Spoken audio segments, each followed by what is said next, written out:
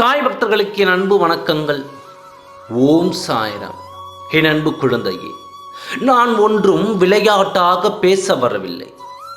ஒவ்வொரு விஷயத்திலும் கவனமாக இருந்து உன் வாழ்க்கையை கடந்து வா என்று சொல்ல வந்தேன். முழுமையாக கேட்டு தெரிந்து கொள். உன் வாழ்க்கையில் என்ன நடந்து கொண்டிருக்கிறது என்று தெரியாமல் விளையாட்டுத்தனமாக இருந்து வருகிறாய்.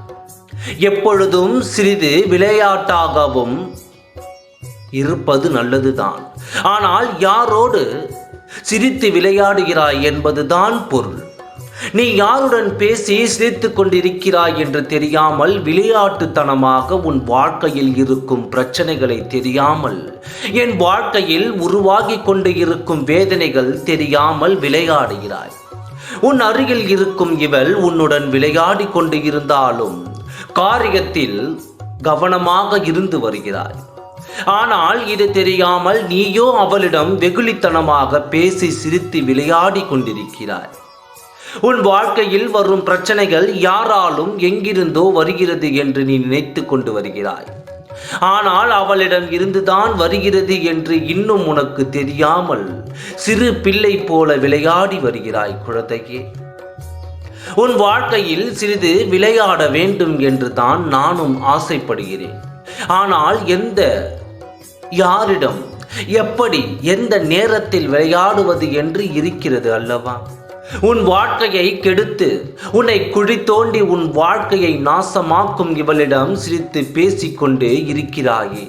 சற்று உன் வாழ்க்கையில் கவனம் இல்லாததை பார்க்கும் பொழுது மனம் வலிக்கிறது.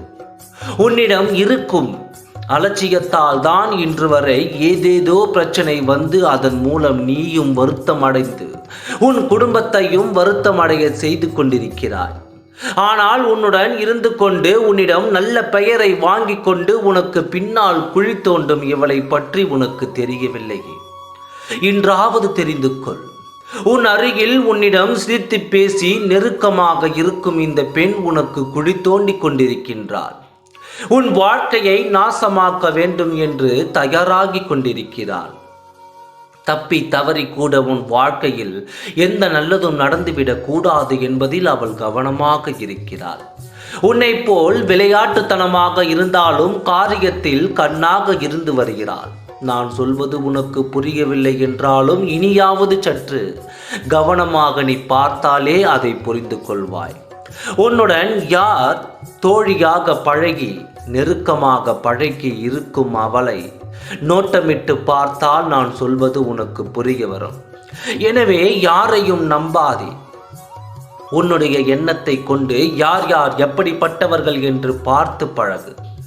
நான் பார்த்து கொள்கிறேன். ஓம் சாய்ராம். நன்றி, வணக்கம்.